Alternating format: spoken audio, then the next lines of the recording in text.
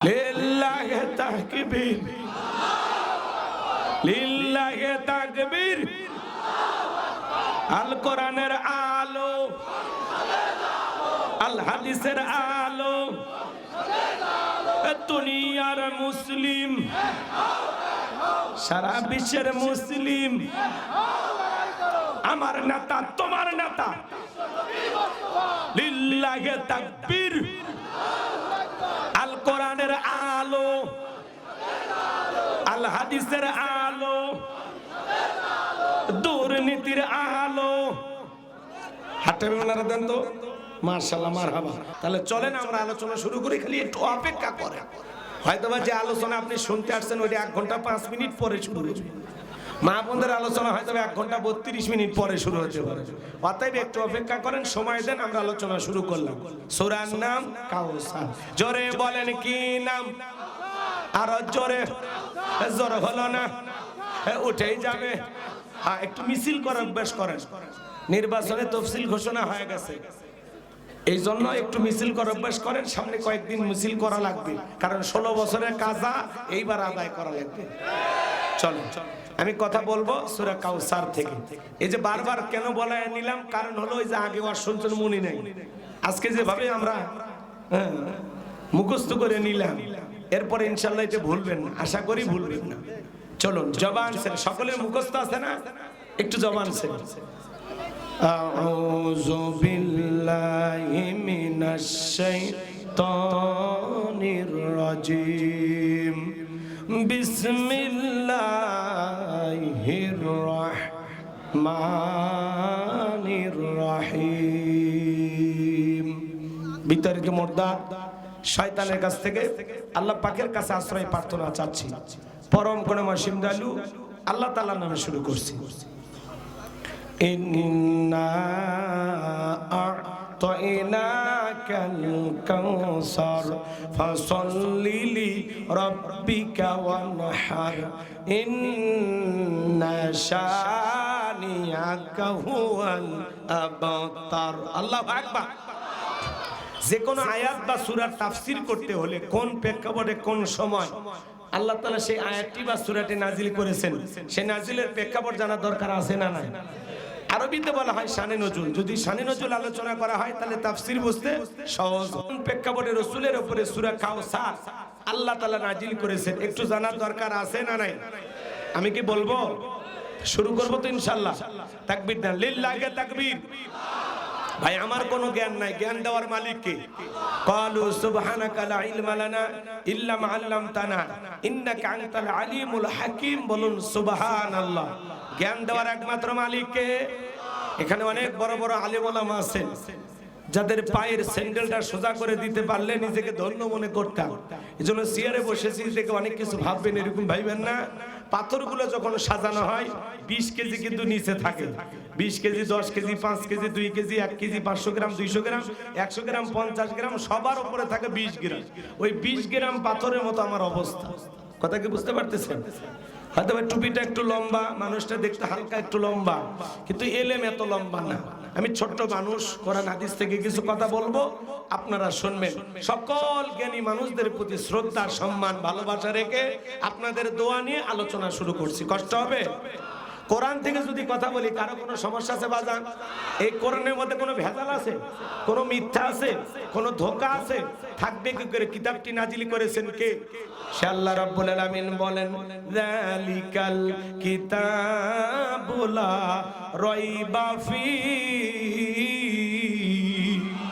আমার আল্লাহ রাব্বুল আলামিন বলেন, এটি এমন একটি কিতাব যেই কিতাবের মধ্যে কোনো সন্দেহ নাই, কোনো সংশয় নাই, কোনো মিথ্যা নাই, কোনো ধোঁকা নাই।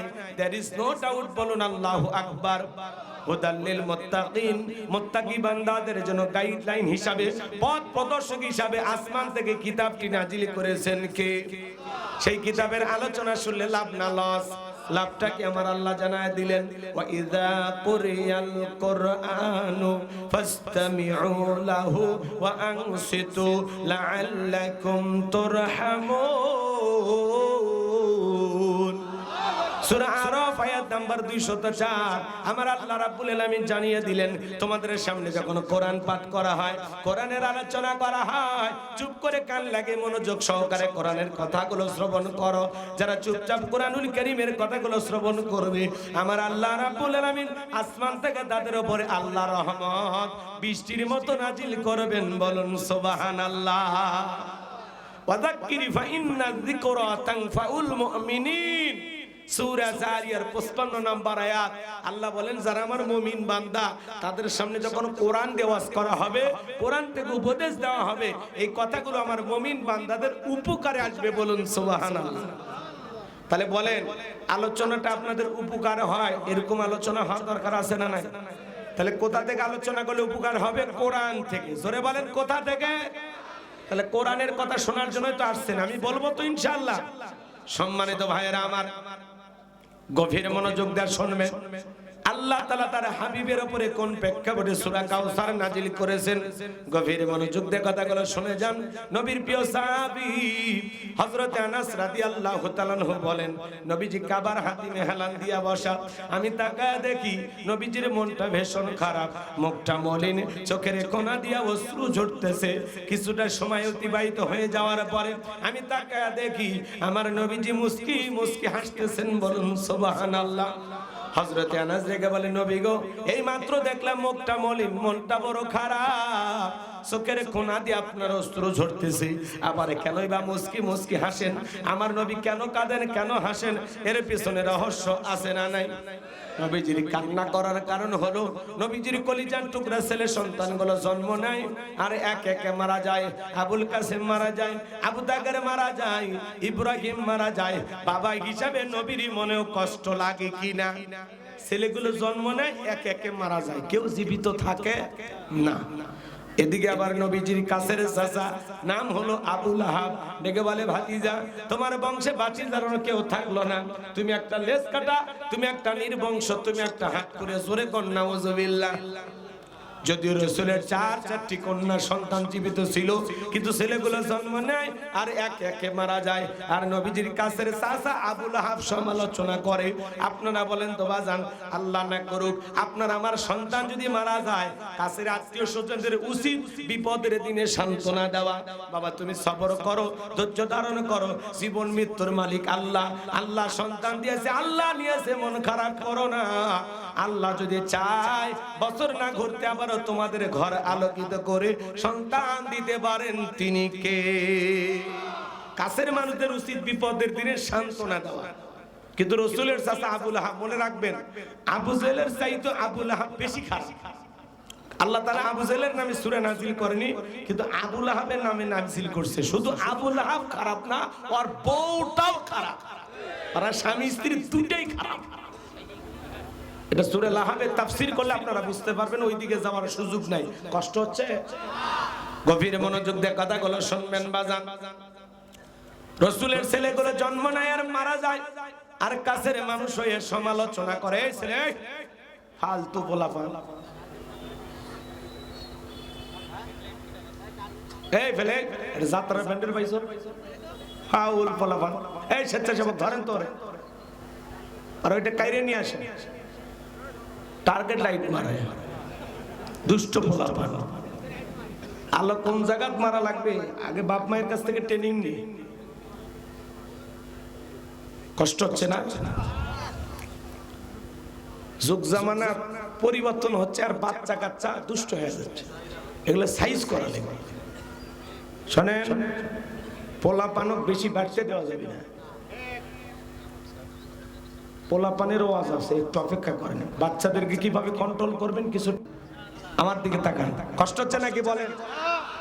ভাইয়েরা আমার, দিল দিয়া কথাগুলো বোঝার চেষ্টা করবেন। তাহলে ছেলেগুলো জন্ম নেয় আর এক একে ছেলেগুলো মারা যায়।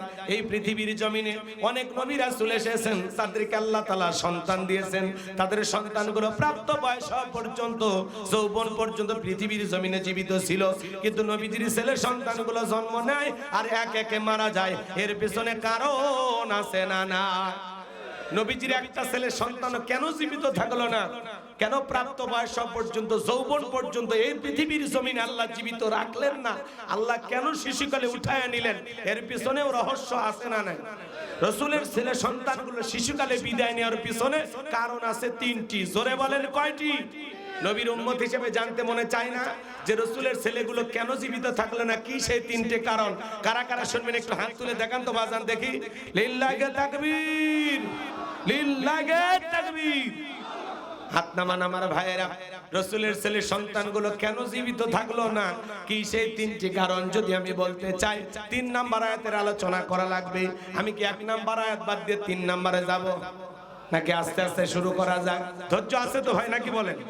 গভীর মনোযোগ দিয়ে কথাগুলো শুনবেন বাজান। তাহলে একা তো সন্তান হারানোর ব্যথা, আপন মানুষদের সমালোচনা, অন্যদিকে সাহাবায়ে কেরাম যারা ইসলাম ধর্ম গ্রহণ করে, কাফের বেঈমানরা তাদের উপর নির্যাতন ও জুলুমের স্টিম রোলার চালায়। হযরত বেলাল তখনও কালেমা পড়ে মুসলমান হন নাই। নবীজির রাতের বেলায় দারুল আরকামে বসা হযরত বেলাল নবীজির দরবারে উপস্থিত হয়ে গেলেন। নবীজির চেহারার দিকে তাকাইয়া দেখে বলেন, নবী গো, আপনার চাইতে সুন্দর মানুষ আমি জীবন কোনদিন দেখি না। একটু জোরে বলেন না সুবহানাল্লাহ। আপনার আমার নবী কতটা সুন্দর ছিলেন জানেন?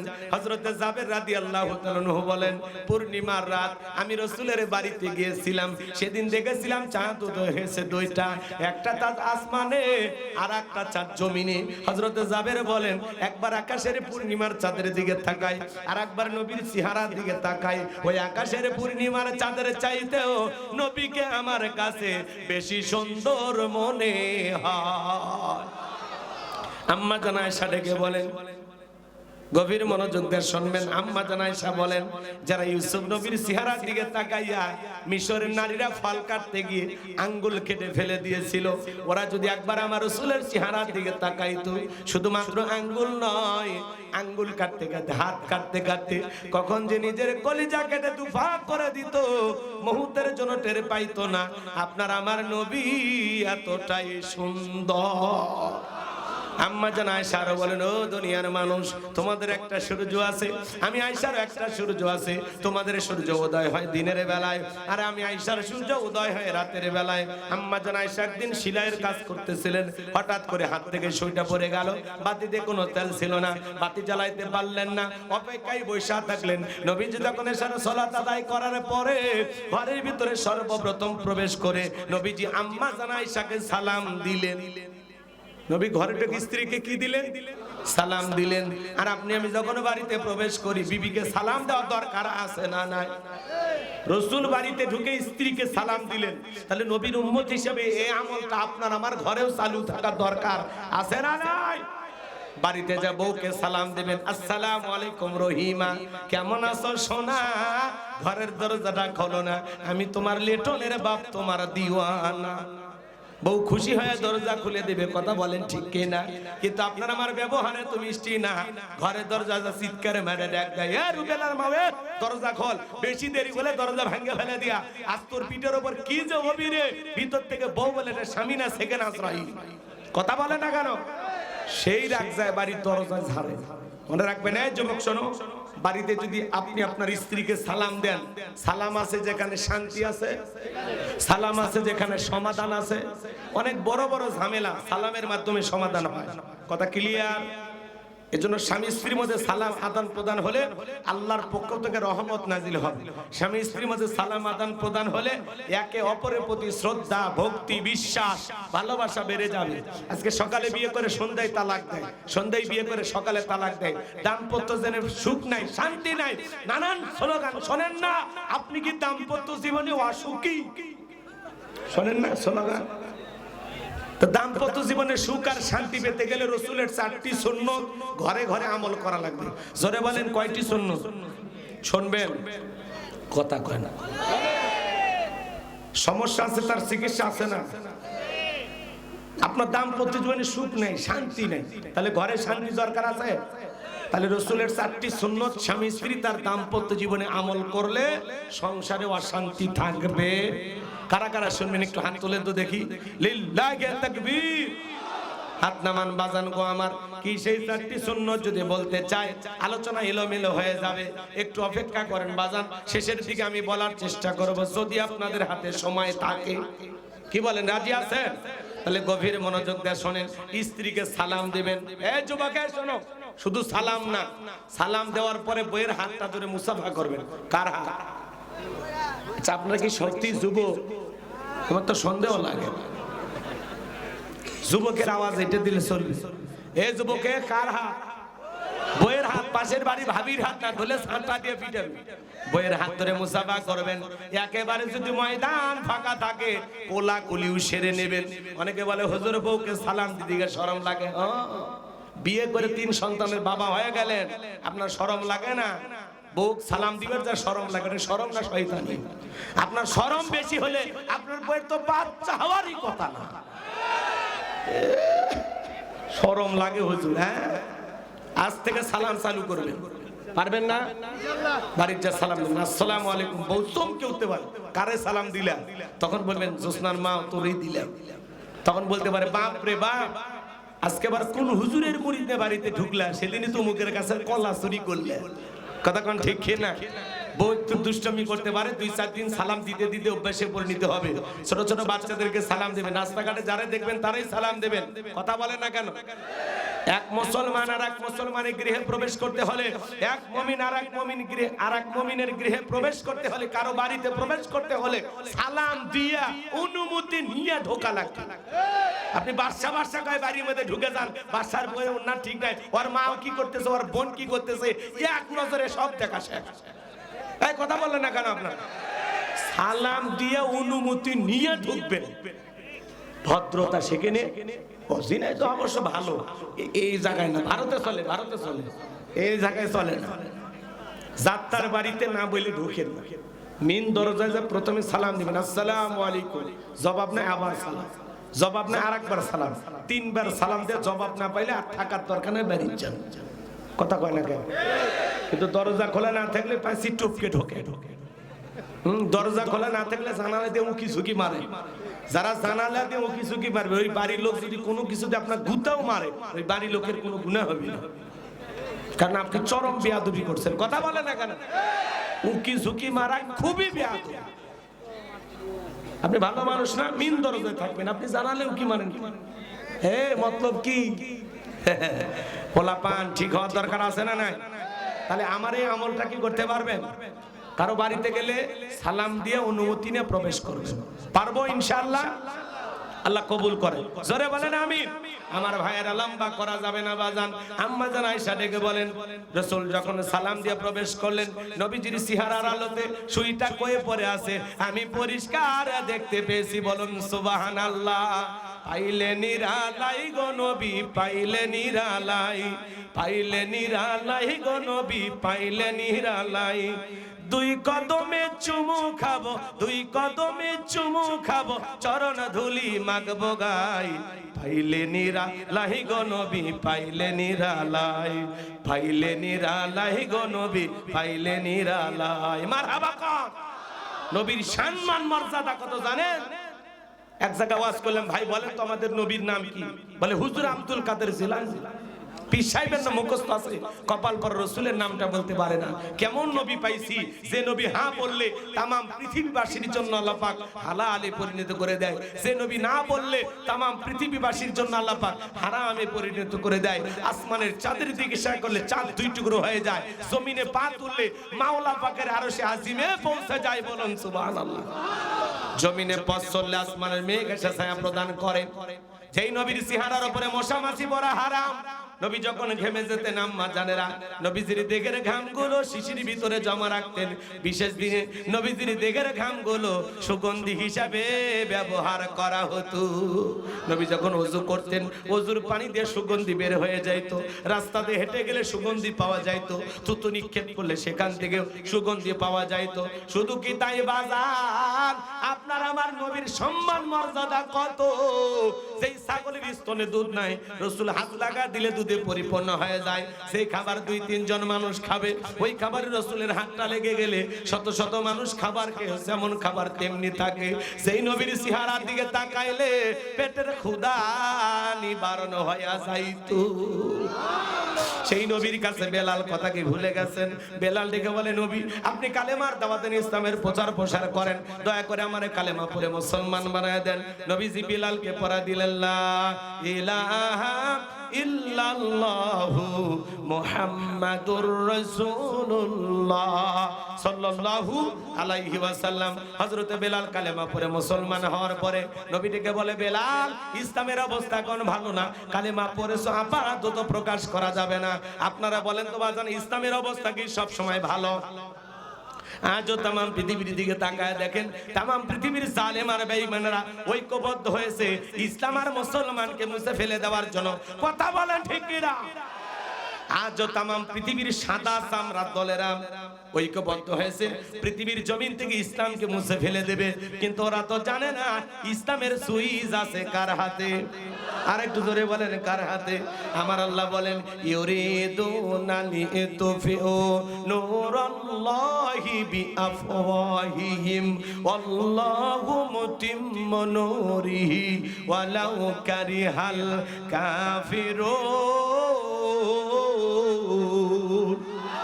সূরা সাফ আয়াত নাম্বার 8 আল্লাহ রাব্বুল আলামিন জানিয়ে দিলেন, কাফেররা চাই মুখের ফুৎকারে দিনের আলোকে, ইসলামের আলোকে, কোরআনের আলোকে নিভায়ে দিতে।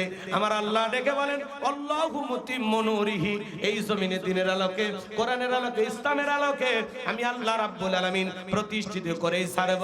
যদিও কাফের বেঈমানদের অন্তরে যত ধরনের জ্বালা যন্ত্রণা হোক না কেন, বলুন আল্লাহু আকবার। এই জন্য বাজান গো আমার, আজও যারা পৃথিবীর জমিনে মুসলমানের রক্ত নিয়ে খেলা করে, তাকায় দেখেন নেতানিয়াহু ফিলিস্তিনে মুসলমানদের রক্ত নিয়ে খেলা করে। আজও চীনের উইঘুরে মুসলমানদেরকে হত্যা করা হয়, 2 কিলোমিটারের মধ্যে মসজিদগুলোকে ভেঙে গুড়িয়ে আলাদা করে দিচ্ছে। আজও ভারতে গরুর গোশত খাওয়ার অপরাধে মুসলমানকে পিটানো হয়। তো পাশেই ভারত, ওই যে দেখা যায়। কি বলে, রাগ করতেছেন নাকি আপনারা?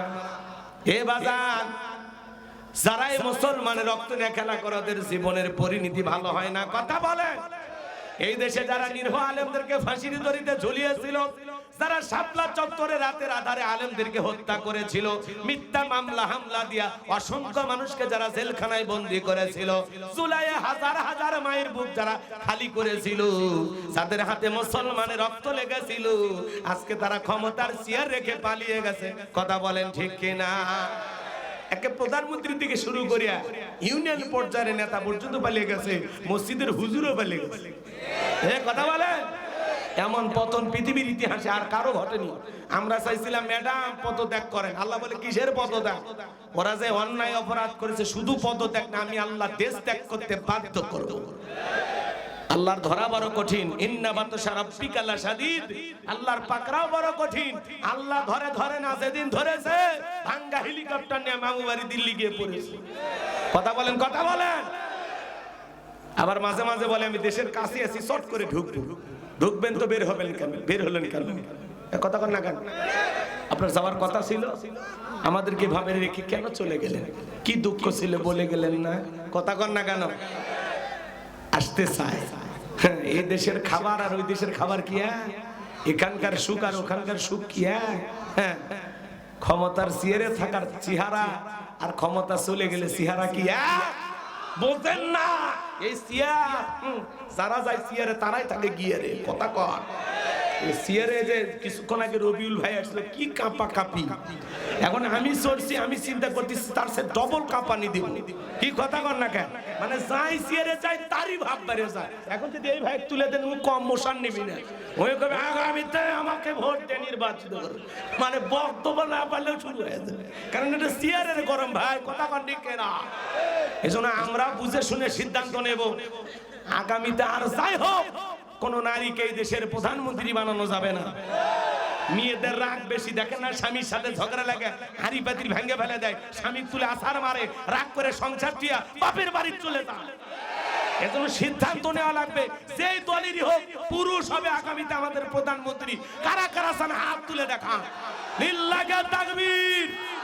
নারীদের দেখার দিন শেষ। আপনারা বলবেন পুরুষের বাংলাদেশ, পারবেন না। নারীদের দেখার দিন শেষ, এই নারীদের দেখার দিন শেষ।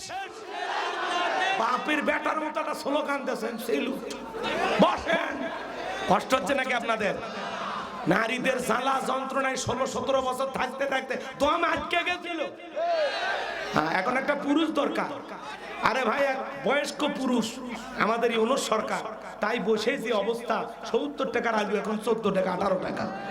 সামনে যদি আরেকটু শক্তি সাবলালা পুরুষ বসে, কি বলে, রাগ করতেছে নাকি আপনারা? জি, যেই দলেরই হোক পুরুষকে নেতা বানাবেন, মনে থাকবে তো ইনশাআল্লাহ। মেয়ে মানুষের রাগ বেশি, একটা দেশ ছুঁয়ে পালিয়ে দেওয়া চাই, ঠিক আছে? কত বড় বিপদ গেছে আমাদের উপর, আল্লাহ ছাড়া কেউ জানে না। অভিভাবক ছাড়া ওই 3-4 রাত কত লুটপাট হচ্ছে, কত দুর্নীতি হচ্ছে, কেউ কারো বাড়ির থেকে যাইতে পারেনি। কথা কি বিপদ রে ভাই! এ রাগ করছেন নাকি আপনারা? আগামীতে সিদ্ধান্ত নেওয়া লাগবে খুব বুঝে শুনে। আর যারাই দেখেন জুলাই নেতৃত্ব দিয়েছিল বিদায় করার জন্য, আমাদের ভাই ওসমান হাদিকে তারা টার্গেট করে গুলি ছুড়ে মেরেছে। কথা বলে ঠিক কিনা? দুইটা গুলি করা হয়েছে, একটা গুলি কানের নিচ দিয়ে এই পারে ছিদ্র করে ওই পাশে বের হয়ে গেছে। আজকে মমস্য অবস্থায় লাইফ সাপোর্টে আছেন, আলহামদুলিল্লাহ। আমরা শুনতে পারতেছি উনি এখন নিজে নাক দিয়ে সঠিকভাবে নিঃশ্বাস নিতে পারতেছে, আলহামদুলিল্লাহ। এই হাদি ভাইয়ের মতো তরুণ আর যুবকদের বড় প্রয়োজন। এরা জুলাই নেতৃত্ব দিয়েছিল, ইনকিলাব মঞ্চের মুখপাত্র আমাদের এই ওসমান হাদি ভাইয়ের বড় প্রয়োজন। কথা বলে ঠিক কিনা? বর্তমান সরকারকে আমি ধন্যবাদ জানাই যে তারা ওয়াসির এই একটা সিদ্ধান্ত নিয়ে বলেছেন। আজকের ব্রেকিং নিউজ, তারা বলেছেন যে যারা যে সন্ত্রাসীরা ওসমানের দিকে গুলি নিক্ষেপ করেছে, ওসমান হাদির দিকে, তাদেরকে ধরিয়ে দিতে পারলেই 50 লক্ষ টাকা পুরস্কার।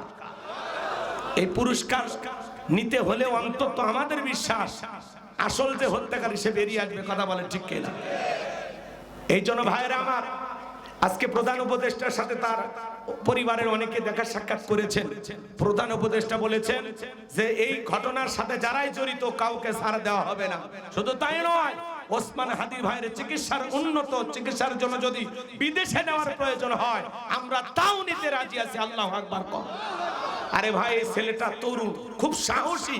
3-4 দিন আগে সময় টেলিভিশনে একটা টক শোতে তিনি বলেছেন যে ভাই 50 বছর হায়াত পেলাম, কিন্তু জীবনে কিছু দেখাইতে পারলাম না, কিছু করতে পারলাম না। তাহলে কি হইল? আমি জীবনে এমন কিছু করতে চাই। বলেন শহীদ জিয়াউর রহমান আমার অনুপ্রেরণা। তো আমি এমন কিছু দেখতে চাই যে যাতে জীবনে মানুষ আমাকে মনে রাখে। আমি এই জমিনে ইনসাফ কায়েম করতে চাই, সত্যের পক্ষে লড়াই করতে চাই, দুর্নীতির বিরুদ্ধে সব সময় বলিষ্ঠ কণ্ঠ।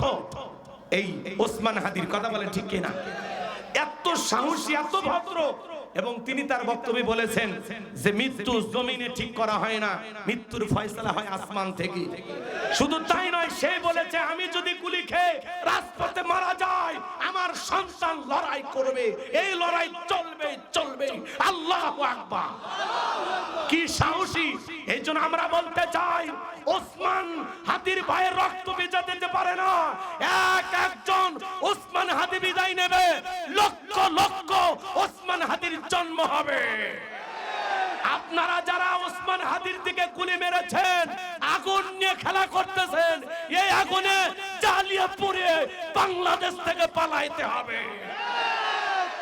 আগুন নিয়ে খেলবেন না। জুলাই যারা নেতৃত্ব দিতেছে দেখতে ছোট, কিন্তু কাঁচা মরিচের ঝাল বেশি।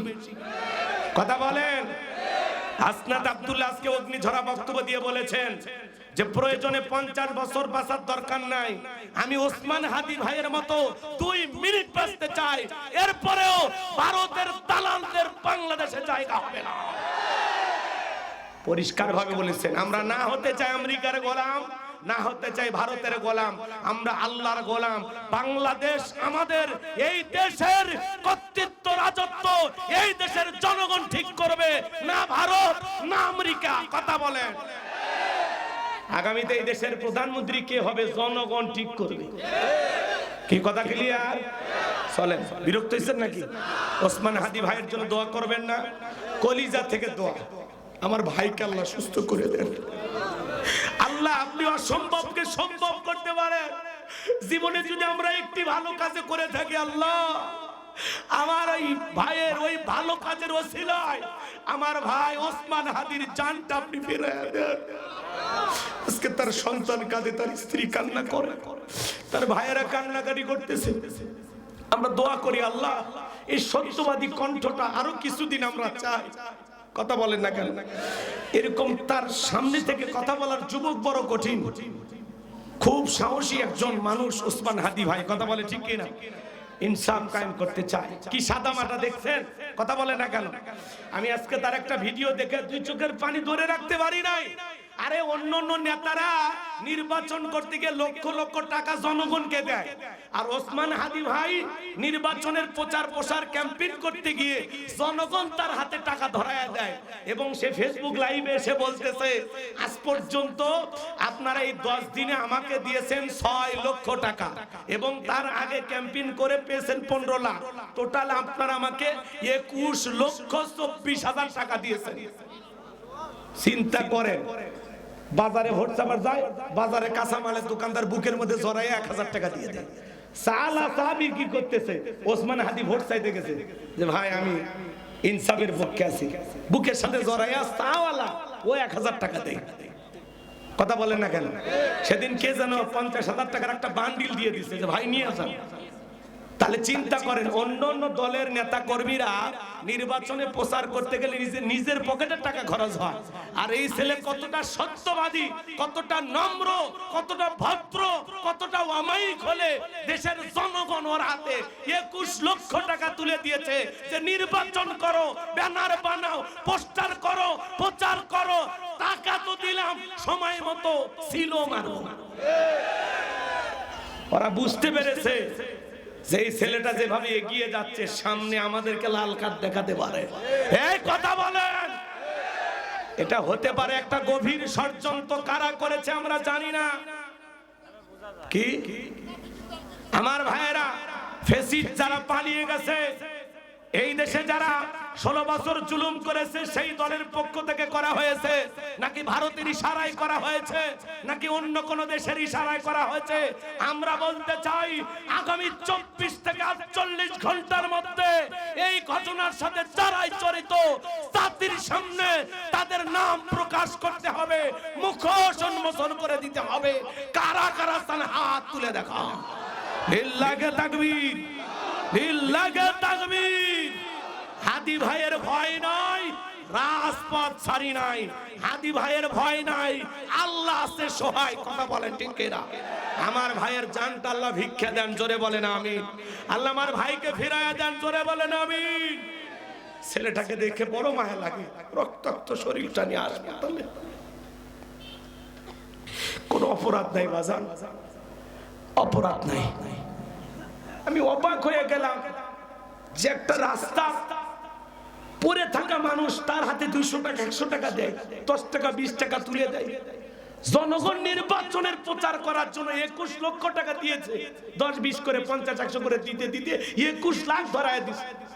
ছেলে বলতেছে 25 লাখ হইলে আমি আর নেব না, এই টাকা দিয়ে আমি নির্বাচন করব, প্রচার প্রসার করব, বাকি যদি অতিরিক্ত কোনো টাকা দেন এটা আমি একটা লাইব্রেরি করার জন্য খরচ করব। কি চিন্তা ভাবনা! যেখানে মানুষ বই নিয়ে গবেষণা করবে। মাশাআল্লাহ, আমার সেই ভাইটা সবসময় সত্য কথা বলে। উনি বলে আমি বড় কথা বলতে পারবো না, আমি বড় কোনো নেতা না, কিন্তু আমি যদি ঢাকা 8 আসনে নির্বাচিত হতে পারি, একটি টাকাও চাঁদাবাজি হবে না। উনি বলেছেন প্রতীক থেকে ভোট নয়, আপনারা মানুষ থেকে ভোট দিবেন। একদিনের একজন ভালো সিদ্ধান্ত নেবেন, 5 বছর ভালো থাকতে পারবেন। কথা বলেন। তার এই কথাগুলো এখন হৃদয়ে নাড়া দেয়।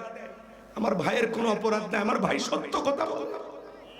সাহসী যোদ্ধা, সময়ের সাহসী কণ্ঠ, এই কণ্ঠকে তারা স্তব্ধ করে দিতে চায়। মালিকের কাছে বলি, আল্লাহ তোমার কুদরতি কদমে পা ধরে, আল্লাহ তোমার কাছে বিনয়ের সাথে মাথা নত করে একটাই চাও, আল্লাহ আমার ভাইয়ের জানটা তুমি ফিরায় দাও। একবার আমার ভাইকে তুমি সুস্থ করে দাও। জোরে বলেন আমিন। মৃতকে জীবিত করার ক্ষমতা কার? গুলি লাগার পরে বাঁচাইতে পারে কি? গুলি লাগছে একটা, তার মগজ ভেদ করে ছিদ্র হয়ে এপাশ দিয়ে ঢুকে ওপাশ থেকে বের হয়ে গেছে। তাহলে চিন্তা করেন কত টার্গেট করে খুব কাছে থেকে সূক্ষ্মভাবে দীর্ঘদিনের পরিকল্পনা তারা বাস্তবায়ন করেছে। কথা বলে শুধু জুলাই যোদ্ধা ওসমান হাদি না, বাকি যারা আছে এদেরকেও টার্গেট করতে পারে। এই জন্য তাদের নিরাপত্তা দেওয়া দরকার। হাসনাত আব্দুল্লাহ, সার্জিস আলম, নাহিদ ইসলাম যারাই আছে জুলাই যোদ্ধা, এদের আলাদা একটা নিরাপত্তা দেওয়া দরকার। কথা বলেন ঠিক কিনা? আবার অনেকে বলতেছেন যে 50 জনকে টার্গেট করা হয়েছে, কেবল 1 নাম্বার দিয়ে শুরু হয়েছে। নাউজুবিল্লাহ। তার মানে এদেশে নির্বাচনকে বানচাল করা হোক আর তৃতীয় কোন পক্ষ হোক, একটা পক্ষ কিন্তু এই দেশে হানাহানি, মারামারি, কাটাকাটি, ফিতনা ফাসাদ বাজানোর জন্য গভীর ষড়যন্ত্র করতেছে। এজন্য জনগণকে সজাগ থাকা লাগবে, সচেতন থাকা লাগবে। ঘুমাইলে কিন্তু অবস্থা আরো খারাপ হবে। অতএব ঘুমানো যাবে না। আমার কথাই আপনারা কষ্ট পাইলে আমার মনে আফসোস নাই, আমার দুঃখ নাই। আমি সত্যের পক্ষে কথা বলবোই। কথা বলে ঠিক কিনা? আমার ভাইয়ের বুকে গুলি লেগেছে, আমার ভাই রক্তাক্ত হয়েছে, আমি কথা না বলে থাকতে পারবো না। কথা বলে ঠিক কিনা? আমার ভাইয়ের জন্য দোয়া চাই, আপনারা দোয়া করবেন তো ইনশাআল্লাহ। আমরা মুনাজাতে আমার ভাইয়ের জন্য দোয়া করব। সম্মানিত ভাইয়েরা আমার, এই জন্য যে কথা বলতে চাচ্ছিলাম, নবী ডেকে বলে, বেলাল ইসলামের অবস্থা ভালো না, কালেমা পড়েছো, আপাতত প্রকাশ করা যাবে না। তরুণ একটা ছেলে বলে, যেদিন মার পেট থেকে জন্ম নিয়েছি, ওসমান হাদি বলে, সেদিন থেকেই শাহাদাতের জন্য প্রস্তুতি গ্রহণ করেছি। এই কথা বলতে পারে যে আমি হয়তো বা রাজপথে গুলি খেয়ে মারা যেতে পারি। আপনাদের কাছে একটাই চাওয়া, যারা আমাকে গুলি করবে তাদের বিচার করবেন, তাহলে আরেকটা হাদির জন্ম হবে।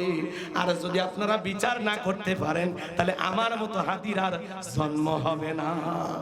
ছেলেটা কত সুন্দর কথা বলতো যে আমি যদি রাজপথে গুলি খেয়ে মারাও যায়, যারা আমাকে হত্যা করবে তাদের বিচার করবেন, তাহলে আরেকজন হাদির জন্ম হবে।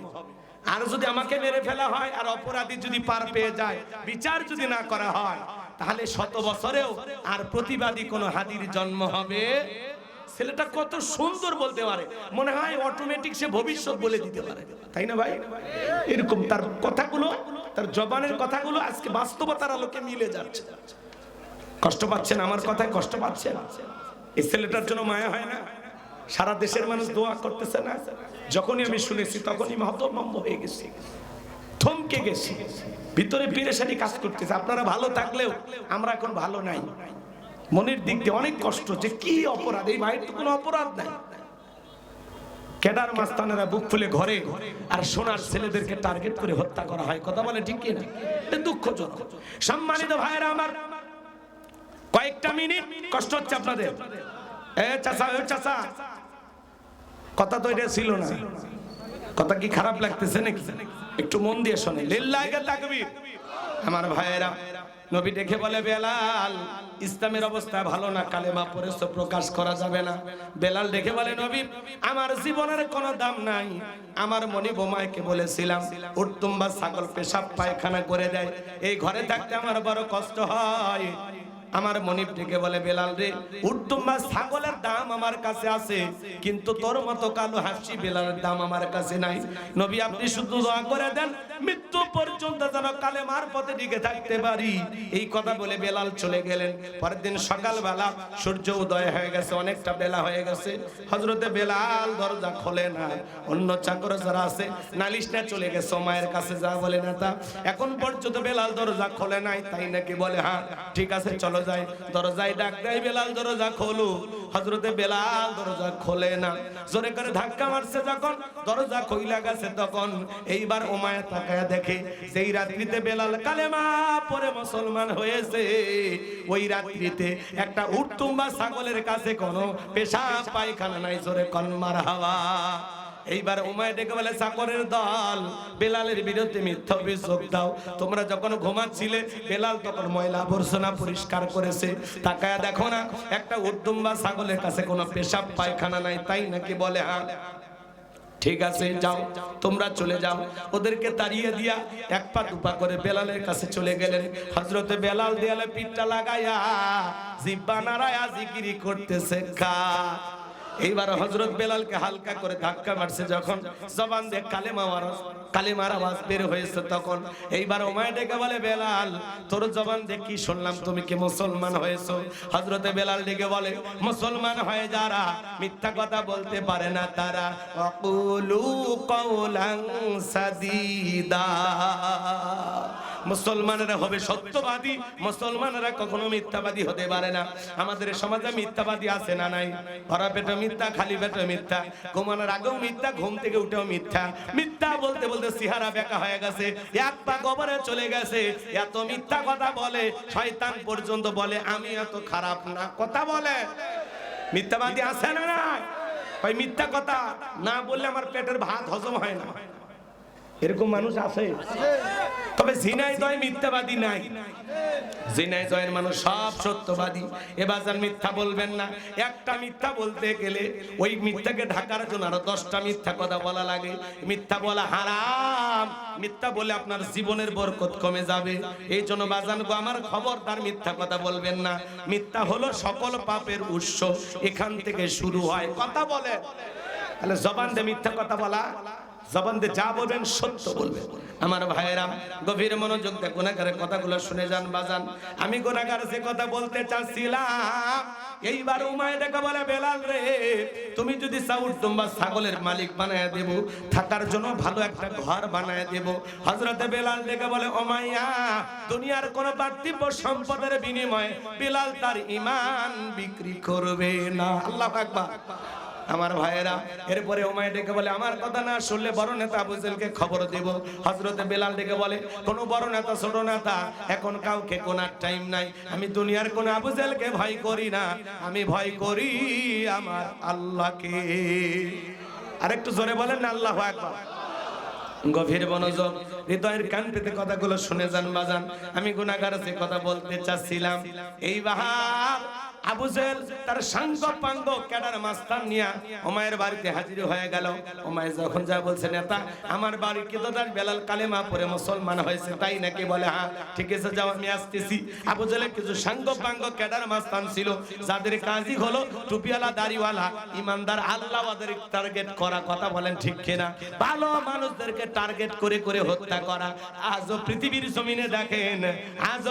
জমিনে দেখেন জালেমদের বিশেষ একটা বাহিনী থাকে যাদের কাজই হলো টুপিওয়ালা দাড়িওয়ালা ইমানদারদেরকে টার্গেট করে করে হত্যা করা কথা বলে ঠিক কিনা আমার ভাইয়েরা গভীর মনোযোগ দিয়ে কথাগুলো শুনবেন বাজান এবার আবু জেহেল ক্যাডার মাস্তান নিয়ে উমাইয়ার বাড়িতে হাজির হয়ে গেল ডেকে বলে বেলাল এদিকে আয় এসব কি শুনছি তুমি নাকি মুসলমান হয়েছো হযরতে বেলাল ডেকে বলে মুসলমান হয়ে যারা মিথ্যা কথা বলতে পারে না তারা গতকাল রাত্রিতে নবীজির হাতে হাত রেখে আমি কালেমা পড়ে মুসলমান হয়েছি আবু জেহেল ডেকে বলে বেলাল তুমি যদি চাও উট্টুম্বা ছাগলের মালিক বানায়া দেব থাকার জন্য ভালো ঘর বানায়া দেব ব্যবসা বাণিজ্য যদি করতে চাও দিরহাম টাকা পয়সা যা লাগে দেব বেলাল তুমি চাইতে দেরি তোমার চাহিদাটা পূরণ করতে আমরা দেরি করব না হযরতে বেলাল ডেকে বলে আবু জেহেল রে দুনিয়ার সব সম্পদ যদি আমি বেলালকে দিতে চাও দুনিয়ার সব সম্পদ ছাড়তে রাজি নবীজির কালেমা ছাড়তে রাজি নাই আল্লাহু আকবার আরেকটু জোরে বলেন আল্লাহু আকবার বেলালের মতো যারা খাঁটি ইমানদার এদেরকে টাকা দিয়ে কেনা যায় না কিন্তু মুনাফিক মার্কা মুসলমান যারা টাকার কাছে বিক্রি হয় তারা টাকার জোরে ফতুয়া ঘরে টাকা পাইলে বাতিলের পাঁচ আটা গোলাম হয় এক প্যাকেট বিরিয়ানি খায় ভাই ম্যাডাম আপনি জান্নাতি টিকিট কনফার্ম এ কথা বলে টাকা পাইলে বাতিলের পাঁচ আটা গোলাম হয় এমন পাঁচ আটা গোলাম টুপি দাড়ি থাকার পরেও একটু সুবিধা পাওয়ার জন্য একটু সুযোগ পাওয়ার জন্য কি গোলামিটা করে কথা বলেন না কেন আছে না এরকম আছে না না নাম ধরে বলা লাগবে আপনার বোঝা লাগবে ইশারায় হুজুর কার নাম বলতেছে কষ্ট পাচ্ছেন নাকি আপনারা এজন্য ভাইরা আমার বেলালের উত্তরসূরি যারা পৃথিবী দিলেও বিক্রি হবে না তারা মুনাফিক মার্কা মুসলমান যারা সকাল বিকাল বিক্রি হবে তারা কথা ক্লিয়ার টাকার জোরে ফতুয়া এদিক সেদিক হয়ে যায় টাকা পাইলে বৈধকে অবৈধ বলে ফতুয়া দেয় অবৈধকে বৈধ বলে চালিয়ে দেয় আছে না না আমার ভাইয়েরা এইবার আবু জেহেল ডেকে বলে বেলাল এত বড় লোভনীয় প্রস্তাব দিলাম রাজি হইলা না সোজা আঙ্গুলে ঘিউ না উঠলে আঙ্গুলে একটু বাঁকা করা লাগবে। এই কথা বলে যুবকদের লিলিয়ে দিল, চাবুক দিয়ে পিটাও। হযরত বেলালকে চাবুক দিয়ে পিটানো শুরু হলো। ওরা যত জোরে চাবুক মারে বেলাল তত জোরে কালেমা পড়ে। চাবুক দিয়ে পিটাইতে পিটাইতে কালো চামড়া গুলো ফেটে রক্ত ঝরা শুরু হয়ে গেল। আবু জাহেল ডেকে বলে, বেলাল রে, মারতে মারতে কালো চামড়া গুলো ফেটে রক্ত ঝরতেছে, তবুও কি নবী মুহাম্মদ সাল্লাল্লাহু আলাইহি সাল্লামের কালেমা ছাড়বি না?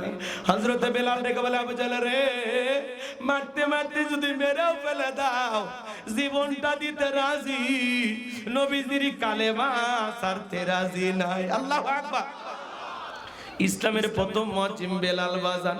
এইবার আবু জাহেল ডেকে বলে, যুবকেরা, বেলালের পায়ে রশি লাগাও, উঠের পায়ের সঙ্গে বাঁধো, মরুভূমির উত্তপ্ত গরম বালিতে ছেঁচড়াইয়া ছেঁচড়ে ঘোরাও। আরবের বালিগুলো এত গরম, চাল দিলে মুড়ি হয়ে যায়, সেই বালিতে বেলালকে ছেঁচড়াইয়া ছেঁচড়ে ঘোরা গেল। বাবলা গাছের কাটা গুলো জিব্বার ভিতরে পেরেকের মতো মারা গেল। বিকেল বেলা নিয়ে এসে বলে, বেলাল, চাবুক দিয়ে পিটাইলাম, পায়ে রশি লাগাই নিয়ে ঘুরলাম, তাও কি নবী মুহাম্মদ সাল্লাল্লাহু আলাইহি সাল্লামের কালেমা ছাড়বি না? হযরত বেলাল দেখে বলে, আবু জাহেল রে, মারতে মারতে যদি মেরেও ফেলে দাও, বিলালের নিঃশ্বাস থাকবে যতদিন, বেলাল কালেমার পথে টিকে থাকবে ততদিন। একটু জোরে কর না আল্লাহু আকবার। এই কথা শোনার পরে আবু জাহেল ডেকে বলে, এ যুবকের দল, বড় একটা পাথর নিয়ে এসে বেলালের বুকের উপরে চাপায়া দাও। বিশাল বড় একটা পাথর নিয়ে এসে হযরত বেলালের বুকের উপরে চাপায়া দেওয়া হলো। আবু জাহেল মনে করলো এই পাথরের চাপা আর আঘাতে বেলাল মারা যাবে। এই কথা ভেবে কাফেররা চলে গেল। হাত বাঁধা, পা বাঁধা, বুকের উপরে বিশাল বড় একটা পাথর, রক্তাক্ত জিহ্বা, চোখের কোনা দিয়ে পানি ঝরতেছে। ওই রক্ত মাখা জিহ্বাটা নিয়ে বেলাল তবুও জিকিরি করতেছে। এ বাজান, ঝিনাইদহের মুসলমানেরা, আপনাকে জিকির করার জন্য কেউ মারে না, পিটে না, ধমক দেয় না, তবু আমরা কপাল পরা আল্লাহর জিকির করি না। হাদিস শরীফের ভিতরে আসছে বাজান, যার জিহ্বাটা আল্লাহর জিকিরে তরুতাজা থাকে, আল্লাহর জিকিরে ভিজা থাকে, ওই জিহ্বাওয়ালা মানুষ কোনোদিন জাহান্নামের আগুনে জ্বলবে না। বলুন সুবহানাল্লাহ। এই জন্য সবসময় জবানে জিকির চালু রাখতে হবে। কার? আযকুরুনি আযকুরুকুম ওয়াশকুরুলি ওয়ালা তাকফুরুন। বান্দারে, তোমরা আমি আল্লাহকে স্মরণ করো, আমি আল্লাহ তোমাদেরকে স্মরণ করব। কৃতজ্ঞতা প্রকাশ করো, অকৃতজ্ঞ হইও না। তাহলে জবানে সবসময় জিকির চালু রাখতে হবে। কার? এ ঝিনাইদহবাসী, ও মহেশপুরের বাবাজি, যুবক ভাইয়েরা, মাঠে কাজ করতে করতে জিকির করা যায়, রিকশা ভ্যান চালাইতে চালাইতে জিকির করা যায়, অফিস আদালতে কাজ করতে করতে জিকির করা যায়, রাস্তাতে হাঁটতে হাঁটতে আল্লাহর জিকির করা যায়। জিকির করার জন্য আলাদা সময় লাগে না, কাজের মতো কাজ চলবে, আর জিহ্বার কাজ জিহ্বা করবে। কথা বলেন ঠিক কিনা? তাহলে সব সময় জবানে জিকির চালু রাখবো। কার? সুবহানাল্লাহ, আলহামদুলিল্লাহ, লা ইলাহা ইল্লাল্লাহ, আল্লাহু আকবার, সুবহানাল্লাহি ওয়া বিহামদিহি, সুবহানাল্লাহিল আযীম। পারবো তো ইনশাআল্লাহ? এ বাজান, বেলালের মতো কেউ কি মারে? কথা কয় না। জিকির করার জন্য কেউ পিটবে? তাহলে কেন জিকির করেন? মা বোনদের আওয়াজ শুনতেছেন, মা, মাসে কয়েকদিন আপনারা অসুস্থ থাকেন, যে সময় আপনাদের নামাজ পড়া নিষেধ আছে, কিন্তু ওই সময়গুলোতে আপনারা জিকির করবেন বেশি বেশি। জিকির করতে কোনো বাধা, কথা বলেন, জিকির করতে কোনো বাধা নাই। কোরআন ধরে পড়তে পারবেন না, কিন্তু জিকির করতে পারবেন। কথা কয় না কেন? রাগ করতেছেন? মা বোনদেরকে আমলটা দিয়ে গেলাম, আপনাদেরকে বলতেছি বাজান, সব সময় জিকির রাখবেন, জবানে জিকির রাখবেন। কথা বলেন না? রাসূলের এক সহজ সরল সাহাবী বলে, নবী, ইসলামের এত বিধিবিধান মাঝে মাঝে মনে থাকে না, সহজ কোন আমল আমাকে দেন। আল্লাহ রাসূল তখন বলতেছে, আমার সাহাবী, সব সময় আল্লাহর জিকিরে জিহ্বাটা তরুতাজা রাখো, এই জিকির তোমাকে জান্নাতে পৌঁছায় দিবে। একটু জোরে কর না সুবহানাল্লাহ।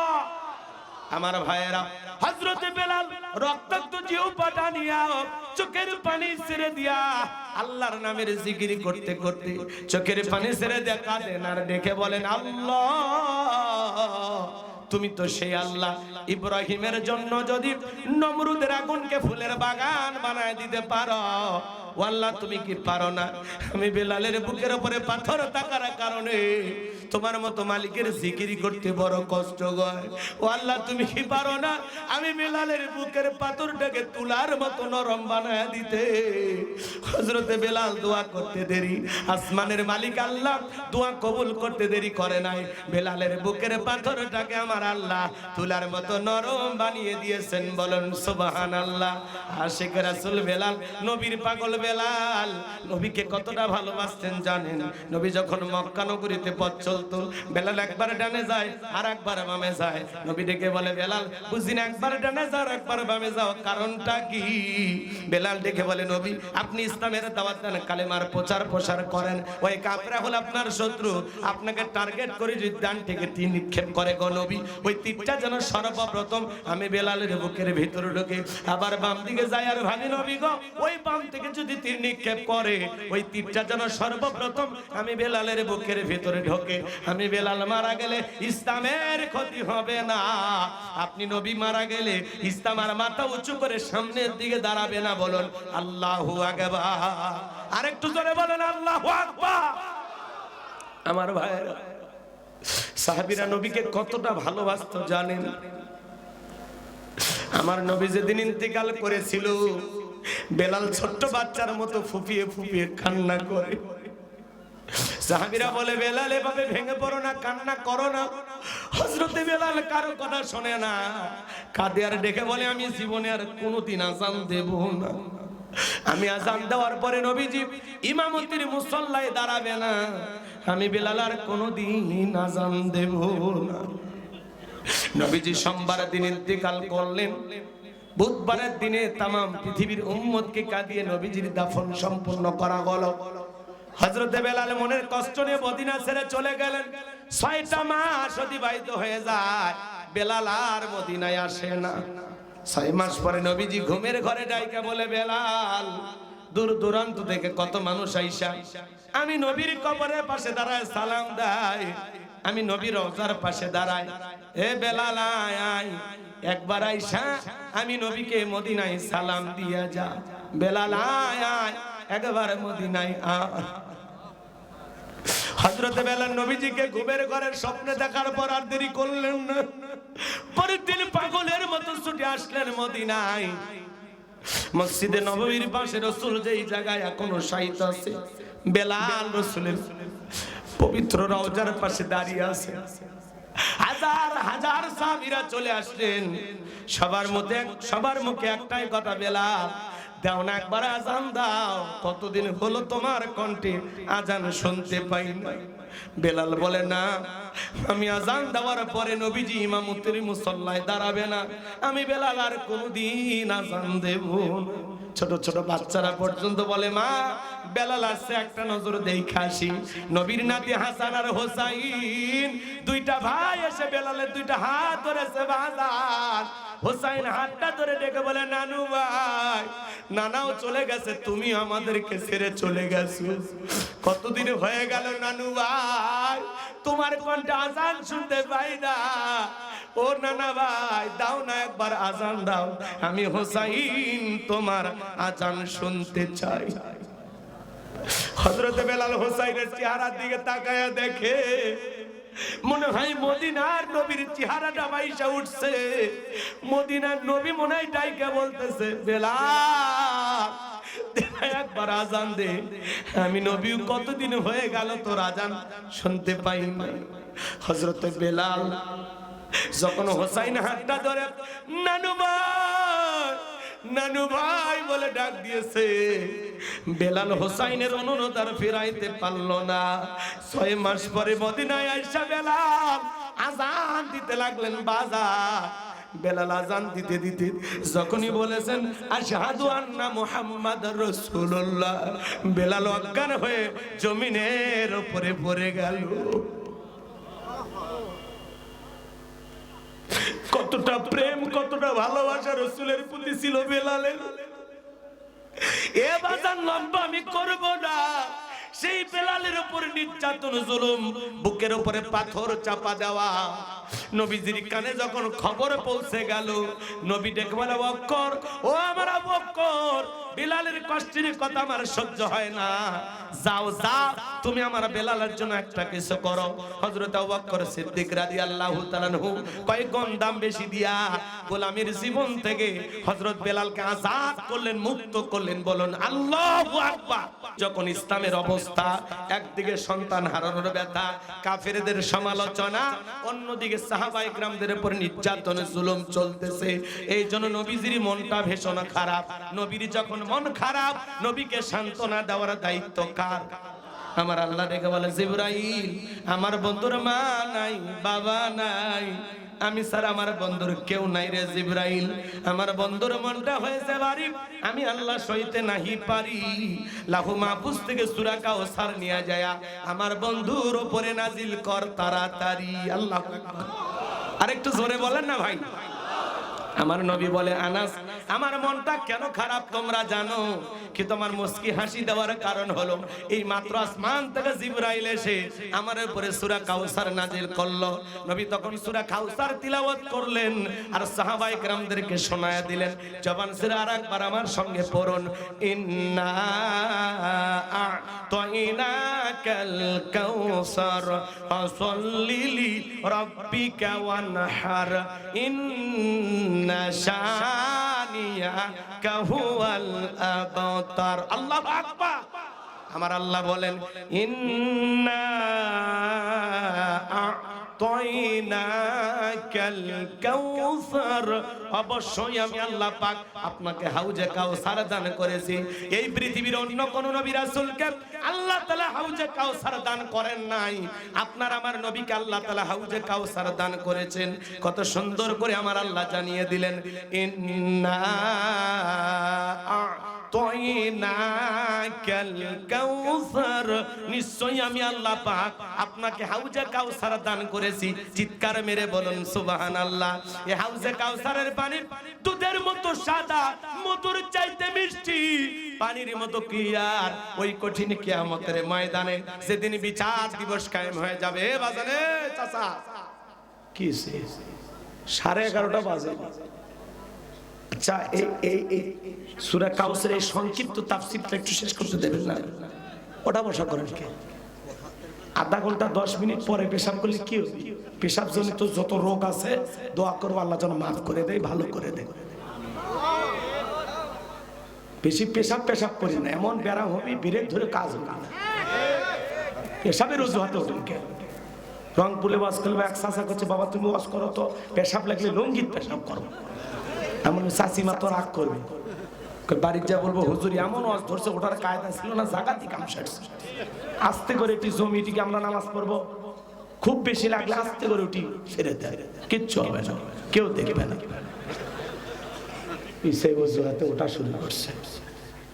এত দূর থেকে মেহমান নিয়ে এসে আপনারা যদি অস্থির হন, 2, 3, 4, 5 কিলোমিটার দূরে রেখে বইয়ের কথা মনে হয় আমি 300 কিলো দূরে থেয়েছি, আমার মন কি কয় নাকি আমার নাই কিছু? বাপরে বাপ! আর অ্যাকশন উঠলে ওয়াজ ডাইরেক্ট বন্ধ।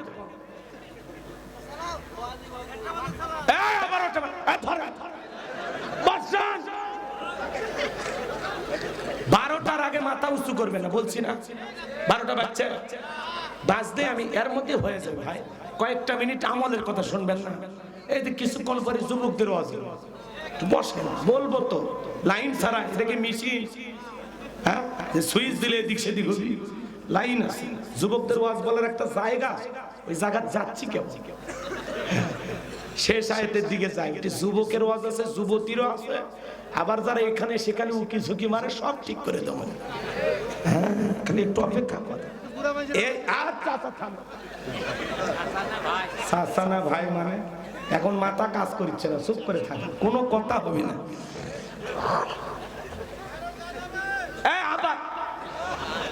গান হবে, গজল হবে, নাচও হবে, দরকার হবে, বসে।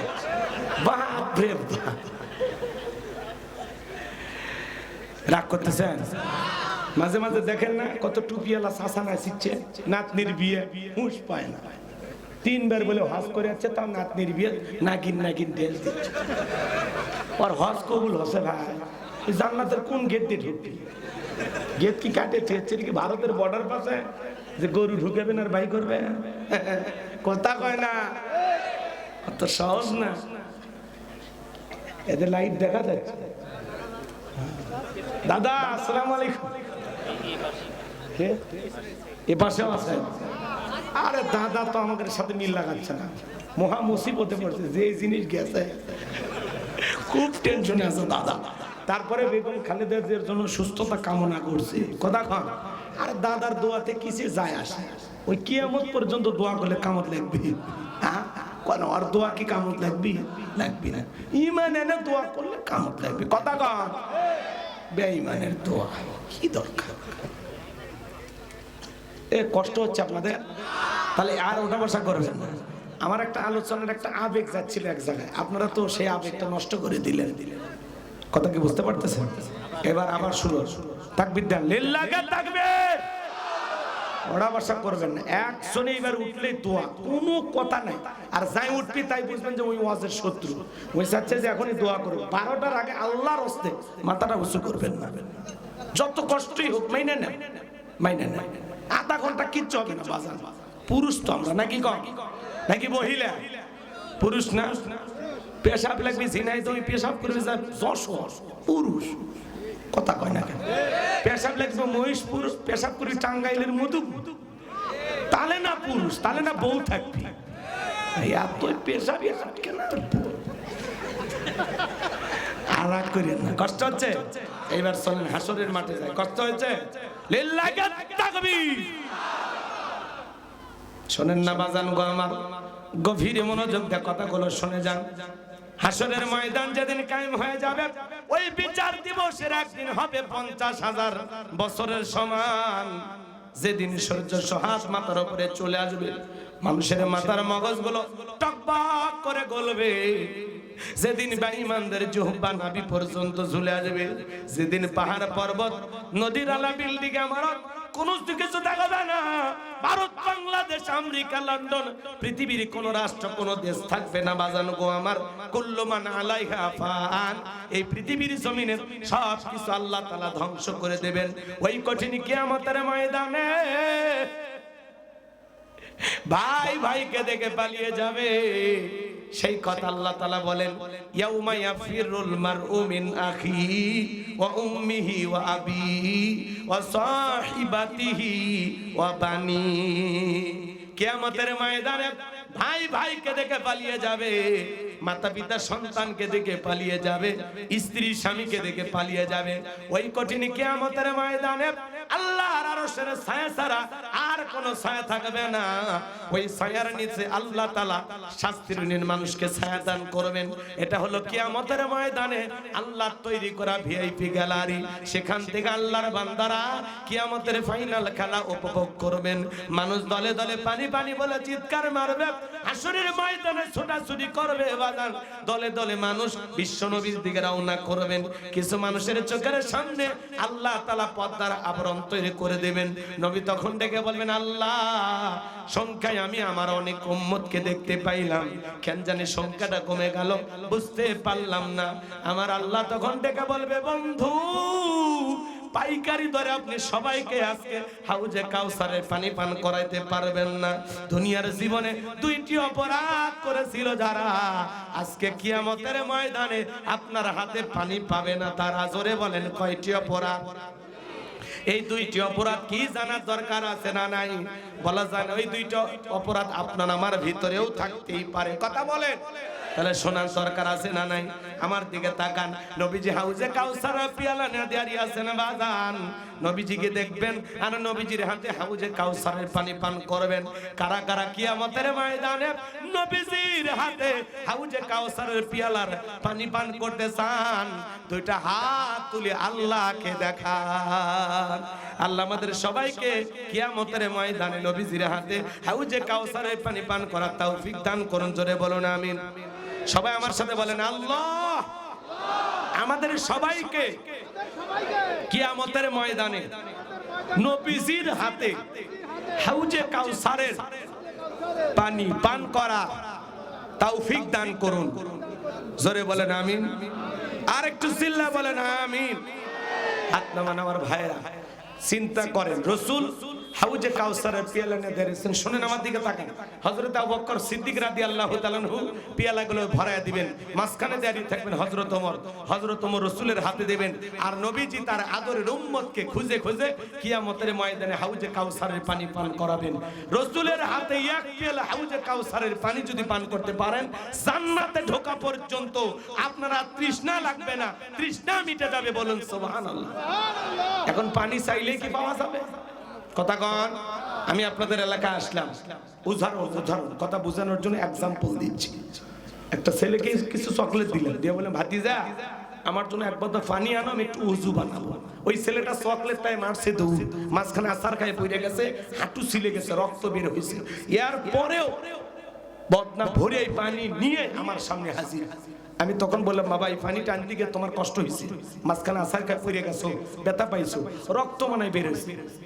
ওই ছেলেটা তখন বলতেছে আমি এরকম কত পড়ে যাই আমার কিছুই হয় না, ওই চকলেটের খুশির কারণে ব্যথাকে ব্যথা মনে হচ্ছে না। কথা বলে ডেকে না আমার ভাইরা। ওই কিয়ামতের কঠিন ময়দানে নবীজির হাতে এক পেয়ালা হাউজে কাউসারের পানি তকদিরে নসিবে ভাগ্যে যদি জুটে যায়, কিয়ামতের কঠিন দিন আপনার কাছে কঠিন মনে হবে না, আল্লাহ সহজ করে দেবেন।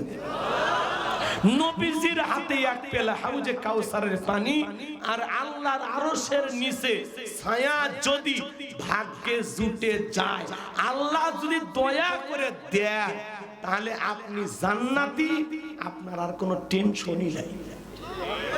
সুবহানাল্লাহ পকেটে তুলে রাখেন, কাল 9টার পরে ভাবিক নিয়ে সাথী নে বুঝলেন। সুবহানাল্লাহ দেওয়ার জন্য মানে কাতুকুতু দেওয়া, একটু জোরে কর না সুবহানাল্লাহ। একবার সুবহানাল্লাহ পড়বেন, জান্নাতের বাগানে একটা গাছ লাগানো হয়। ঝিনাইদহের মাটিতে বসে জান্নাতে গাছ লাগান, স্যার ঠিক আছে ব্যাপার?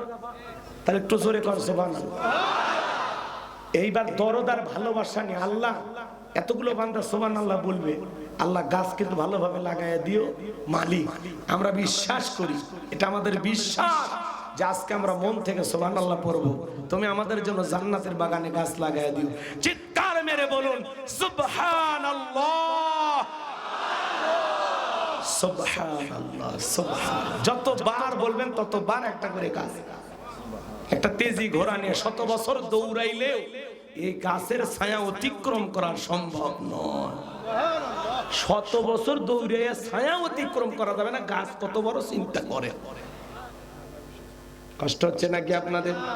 আমার ভাইয়েরা এইবার একটু গভীর মনোযোগ দিয়ে কথাগুলো শুনে যান বাজান। হাউজে কাউসারের পানি চাইলে তো পাওয়া যাবে না, কাজ করা লাগবে। ঠান্ডা পানি দিয়ে ওযু বানায় নামাজ আদায় করা লাগবে। হঠাৎ করে নামাজ পড়া শুরু করলে পুরাতন মুসল্লিরা দেখে আর টিটকারি মারে, ঠাট্টা বিদ্রুপ করে। হ্যাঁ, সূর্য কোন দিক উঠছে? উত্তর পাড়া বাসা দিকে মসজিদে নামাজ পড়বি না 2 দিন পরে ছেড়ে দিবি? 2 দিন পড়বি আর 2 একটু পড়বি, এরকম করে আল্লাহর সাথে তামাশা করিস না। এরকম কিছু মুরব্বি আছে না, অতিরঞ্জিত বোঝে, খুব বেশি বোঝে, বেশি বক বক করে, কথা কর না। এই চাচা, ওই লোক 2 ওয়াক্ত পড়বি না 2 দিন পড়বি, আপনার কোনো সমস্যা? হ্যাঁ, মসজিদে কি জায়গা হচ্ছে না আপনার? আপনার দেহ কি অনেক বড়? তাহলে ওই লোকটা মসজিদে আসছে কেন সমালোচনা করতেছেন? আপনারা দোয়া করেন যে ভাতিজা তুমি মসজিদে আসছো দেখে দিলটা ভরে গেছে, আল্লাহর কাছে দোয়া করি আল্লাহ তোমাকে যেন 5 ওয়াক্ত সালাত মসজিদে এসে জামাতের সহিত পড়ার তৌফিক দান করেন। দোয়া করেন, ভালোবেসে বুকে টানেন যে ভাতিজা নামাজ পড়তে আসছো, আসরের পরে বাজারে 1 কাপ চা না খেয়ে যাবা না, আজকে তোমার চাচা তোমারে চা খাওয়াবে। কথা কন, ভালোবেসে বুকে টানেন। মেশেন দুত্তুর করেন কেন? আপনার এই খারাপ ব্যবহারে কথার আঘাতে কষ্ট পাইয়া ওই লোক যদি পরের দিন থেকে মসজিদে না আসে, আল্লাহর কাছে কি জবাব দিবেন? রেডি থাকি। মুরব্বী হয়েছেন তো ব্যবহার শেখেননি না, তাই বলে চাচা আপনার করছি না, এমনি এদিক ওদিক রাগ করতেছেন নাকি আপনারা? তাহলে খবরদার, কেউ যদি 2-4 দিন নামাজ পড়া দেখেন তাহলে বুঝবেন হয়তো বা লোকটাকে আল্লাহ হেদায়েত দান করতেছে। ঠিক আছে তো? যুবক বয়সে দাড়ি রাখলে সমালোচনা, কয় এই বয়সে দাড়ি রাখলি, বউ নিয়ে ঘুরতে গেছে, কই ভাবি আসসালামু আলাইকুম, সাথে চাচার খবর কি? বউ বাড়িতে এসে রাগ করে, তোমার সাথে বাহিরে যাওয়া যাবে কেন? কয় আমারটাকে ভাবি আর তোমারটাকে চাচা। যেই বউ নবীর সুন্নত দাড়িকে মহব্বত করে না, ওই বউ আপনাকে 100% ভালোবাসা দিতে পারে না। কথা বলে ঠিক কিনা? এই পৃথিবীর সকল নবীদের মুখে দাড়ি ছিল। দাড়ি হলো স্পেশাল একটা সুন্নত। টুপি খোলা যায়, জুব্বা খোলা যায়, দাড়ি খোলা যায় না। দাড়ি রাখলে পুরুষকে পুরুষের মতো লাগে। দাড়ি ছাড়া পুরুষকে, মহিলারও দাড়ি নেই, পুরুষেরও দাড়ি নেই। মেকআপ করলে দুইজনকে বোঝার উপায় নেই। কথা কন, যেমন খুশি তেমন সাজো। কথা কই বোঝেন নাই? কিছু ছেলে মেয়ে খেলাধুলা করতেছে, এমন কায়দা সাজা গোজা করছে, ওগুলো ছেলে না মেয়ে কিচ্ছু বোঝা যাচ্ছে না। তো একজন বলতেছে এই ছেলে মেয়েদের মনে হয় বাপ মা ভালো না, এই ছেলে না মেয়ে কিচ্ছু বোঝা যাচ্ছে না। এরা তো এখানে খেলাধুলার নামে চরম বেয়াদবি করতেছে। তো এক ভদ্রলোক পাশে দাঁড়িয়েছে, তখন বলছে আপনি ছেলে মেয়েদেরকে ধমক দিচ্ছেন মানে? তখন বলতেছে না ভাই, এই ছেলে মেয়ের বাপ মা মানে ভালো না, কারণ পোশাক পরছে কোনটা ছেলে কোনটা মেয়ে কিচ্ছু বোঝা যাচ্ছে না। এলে ভদ্রলোকেরা করতে পারে ভাই, এই ভাই মানে বলতেছেন মানে এই বাচ্চাদের আমি মা। কি কোন আপনি মা? মানে পোশাক সব পুরুষের মতো। কথা কোন ঠিক কিনা? এই জন্য 50-60 বছর বয়স হয়ে গেছে, চামড়া জড়ে গেছে, সেলুনের চাকায় মারিয়ে দিই, ক্লিন শেভ কর। সেলুনের নাপিত পর্যন্ত বিরক্ত হয়, কয় চাচা যে কায়দায় চামড়া চড়ছে পিলাস দিয়ে টানে টানে সেভ করা লাগে, আপাতত দাড়িটা ছেড়ে দিয়ে আপনিও বাঁচান আমাদেরকেও বাঁচান। তখন বলতেছে ভাতিজা দাড়ি রাখলে চুলকে চুলকে। ও দাড়ি রাখলে তোমার চুলকায়, কবরে যাও ফেরেশতারা চুলকানির মলম নিয়ে বসে আছে, তোর জায়গা মতো মলম লাগিয়ে দিবি। কথা কোন ঠিক কিনা? খালি দাড়ি রাখলে চুলকায় না শরীরে আরো জায়গায় চুলকায়? কথা কোন নাকি আপনারা? সব চুলকানি দাড়ি না আরো আছে? হ্যাঁ, আপনার চুলকানি মানে আপনার অ্যালার্জির সমস্যা, ডাক্তার দেখান। চর্ম যৌন অ্যালার্জির ডাক্তার দেখান, ডাক্তার দেখান। মুসলমানের মুখে দাড়ি থাকবেন এটা মানা যায়? কথা কোন নাকি আপনারা? আপনি এখান থেকে ঝিনাইদহ থেকে ঢাকার উদ্দেশ্যে রওনা দিয়েছেন, হানিফ গাড়ি চলে আসবে। হানিফ গাড়ি দেখেন না চাচা? আল্লাহ না করুক, আল্লাহ না করুক, ওই পদ্মা সেতু পার হওয়ার আগে ট্রাক আর বাস মুখোমুখি সংঘর্ষ। যতগুলো বাসে ছিল অধিকাংশ মরে ইন্না লিল্লাহি ওয়া ইন্না ইলাইহি রাজিউন। ওই কাতারে আপনিও ছিলেন। মনে করেন উদাহরণ বুঝানোর জন্য, কিন্তু আপনার পকেটে টুপিও নেই, মুখে দাড়িও নেই। মানুষ তখন কি করবি? লুঙ্গি খুলে দেখবি, অথবা সেন টান দিয়ে দেখবি মাথা কাটান আছে না নাই। কারণ আপনার দেখে বোঝা যাচ্ছে না আপনি মুসলমান না অমুসলিম। কথা কয় এই জন্য মুসলমান হিসাবে হয় টুপি না হয় দাড়ি, দুইটার একটা রাখবেন যাতে আপনি মরার পরে বোঝা যায় এটা মুসলমানের সন্তান। দাড়িও নাই টুপিও নাই, মানুষ মরার পরে ইজ্জত খুলে দেখবে। আপনি যদি কোন মরার পরে দেখে তাহলে আর ওয়াজ করে লাভ নাই। যুবক, এই দাড়িটা কি রাখা যায় না? ইনশাআল্লাহ। নবীর ভালোবাসায় দাড়িটা রাখা যায় না? ইনশাআল্লাহ। দাড়িটা কাইটা রাসূলকে কষ্ট দিও না। কোন কোন যুবক মুখে দাড়ি নেই, আজকের মাহফিল থেকে ওয়াদা হুজুর কথা দিলাম, নবীকে ভালোবাসা আপনার এই কথা শুনে আজকে থেকে আমি পরিবর্তন হয়ে যাব, আর জীবনে কোনোদিন এই দাড়ি কাটবো না, এই দাড়িতে বেলেট লাগাবো না। হাত তুলে বলেন কোন কোন যুবক দাড়ি নাই দাড়ি রাখবেন ইনশাআল্লাহ। আল্লাহ এতগুলো মানুষকে তুমি হেদায়েত দান করছো, আল্লাহ তুমি কবুল করো। জোরে বলেন আমিন। বাস এই কয়েকটা মানুষ যদি দাড়ি রাখে আজকের মাহফিল কবুল, আল্লাহ কবুল করে। জোরে বলেন আমিন। এবার শোনেন, হাউজে কাউসারের পানি চাইলেই পাওয়া যাবে না, কাজ করতে হবে দুইটি। জোরে বলেন কয়টি? দুইটা আঙ্গুল দেখায় বলেন তো কয়টি? দুইটি। আল্লাহ তাআলা সেটা 2 নাম্বার আয়াতে জানিয়ে দিলেন। সবাই একটু জবান ছেড়ে আমার সঙ্গে পড়ুন, ফাসাল্লিলি রাব্বিকা ওয়ানহার। বলেন ফাসাল্লিলি রাব্বিকা ওয়ানহার। 1 নাম্বার হলো ফাসাল্লিলি রাব্বিকা, রবের উদ্দেশ্যে সালাত আদায় করা লাগবে। নামাজ হবে একমাত্র কার জন্য? কুল ইন্না সালাতি ওয়া নুসুকি ওয়া মাহইয়ায়া ওয়া মামাতি লিল্লাহি রাব্বিল আলামিন। সূরা আনআম আয়াত নাম্বার 162 আল্লাহ রাব্বুল আলামিন জানিয়ে দিলেন নবীজি আপনি বলুন আমার নামাজ আমার কুরবানি আমার জীবন আমার মরণ লিল্লাহি রাব্বিল আলামিন আসমান জমিনের প্রতিপালকের জন্য বলুন আল্লাহু আকবার আমার জীবন আমার মরণ আমার বন্দেগী কবুল করো ইয়া ইলাহি আমার জিন্দেগি আমার জীবন আমার মরণ আমার বন্দেগী মারহাবা কোন তাহলে ফসল লিলি রব্বিকা রবের উদ্দেশ্যে সালাত আল্লাহকে রাজি খুশি করার মতো নামাজ যেমন তেমন নামাজ না আল্লাহ বলেন ফালিয়াবুদু রাব্ব হাযাল বাইত আল্লাযী আত'আমাহুম মিন জু' ওয়া আমানাহুম মিন খাউফ আল্লাহ বলেন এই ঘরের মালিকের ইবাদত করো ইবাদত যদি ইবাদতের মতো হয় বান্দা পাঁচ ওয়াক্ত সালাতে মাথা নত করে আমি আল্লাহকে যদি সিজদা দিতে পারো তোমার নামাজ যদি নামাজের মতো হয় এক নাম্বার আমি আল্লাহ রিজিকের ব্যবস্থা করব রিজিক দেওয়ার মালিক কে আর একটু জোরে কোন শিয়াল আছে এলাকায় আছে না রাতের বেলায় বের হয় কুকয়া চিল্লাই ওর নামে কি মহেশপুর বাজারে মুরগির হোটেল আছে সকাল হাজলামি করে মানে শিয়ালের নামে মুরগির হোটেল আছে মানে শিয়ালও খাবার দেয় মুরগি দেখছো কথার মর্ম বোঝা লাগবে হাতিজে মানে খালি শিয়ালও কি খাবার দেয় মুরগি আছে নাকি এরকম কোন দানবী দেখছে যা শেষে শিয়ালের খায়া দেয় বোঝা লাগবে মুরগির হোটেল তো আছে মুরগি তো বেচা কিনা হয় ওইটা না শিয়ালকে খাওয়ার জন্য আলাদা আছে কিনা আছে কি নাই ব্যাংকের অ্যাকাউন্টে টাকা জমাইছে শিয়ালের নামে কেউ তো ওরা খায় কোথা থেকে কে খাওয়ায়